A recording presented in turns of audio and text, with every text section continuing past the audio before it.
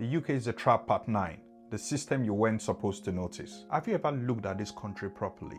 Because the deeper you look, the more you realize that this system is not designed to free you. Instead, it's designed for you to manage till you drop. Let's start with the big one, national insurance and the state pension illusion.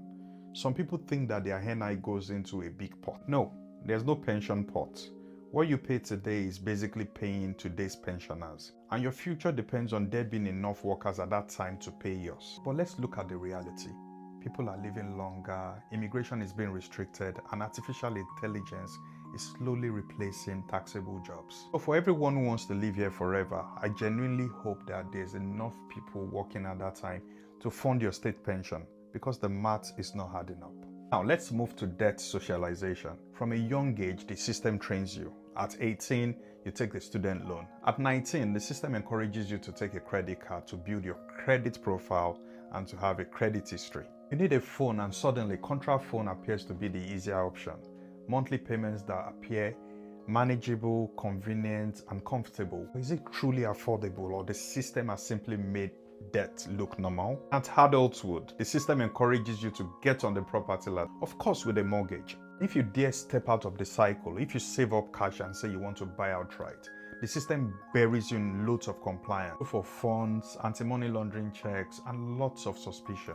And if you dare try to escape the 9-to-5 treadmill, if you say you want to set up a business, the system pushes a lot of administrative hoops to you and a lot of red tape, as if the system is saying to you, come back here, we didn't give you the permission to leave the 9-to-5 treadmill. As a property investor and landlord, I see it up close and deal with the system every day. I have a lot of extra layers of heavy regulation to deal with, and this makes life difficult for smaller investors, but makes it easy for institutional investors and institutional landlords who are friends with the system, friends with the government. Have you ever missed your council tax? You get the court summons in about 2 to 3 weeks, but when you have a tenant that has not paid rent in months and you're trying to evict the tenant, and you take the tenant to court, you can wait up to 4 to 5 months dealing with notices, court backlog and paperwork, and one little mistake from you, the tenant can stay in your property for up to 1 year without paying rent. Tell me how that is fair. Of course it's not, but that's the way the system is set up, to discourage small investors, to discourage small landlords from doing business. Because how does the same court process that takes 2 to 3 weeks when you miss your council tax, why does it take up to 5 months to evict a tenant? Now let's say you're not a business person. You want to climb the corporate ladder. You want to get into senior management. You want growth and more money. Here's the trap. The more you earn, the higher your tax bracket. The reward for your hard work is higher taxes, and it's as if the system is saying to you, stay where you are. You don't aspire for more here. And your effort doesn't equate freedom, it just funds the system. In the UK, ambition gets taxed, but dependence on the system gets supported. They sell mortgages to you as an achievement, but mortgage is simply a 20 to 25 years commitment to the system. Predictable payment, predictable outcome.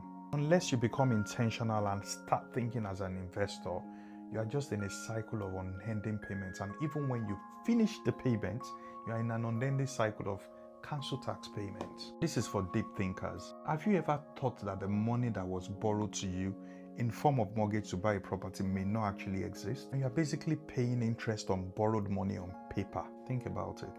After all the visa renewals, IHS fees, NI, taxes, debts, mortgages, and all the stress, you look good, you sound good, but are you free? Please let me say this clearly. This is not a comparison between your home country, Nigeria or wherever else you came from, and the UK. This is not about which country is better. Instead, this is a careful observation of the El Dorado people now believe in, and the systems they never question. I'll leave you with this. Real freedom does not come from passports. It comes from understanding the system, building assets, creating options, thinking long-term, and planning your exit. Because freedom isn't automatic, you have to be intentional.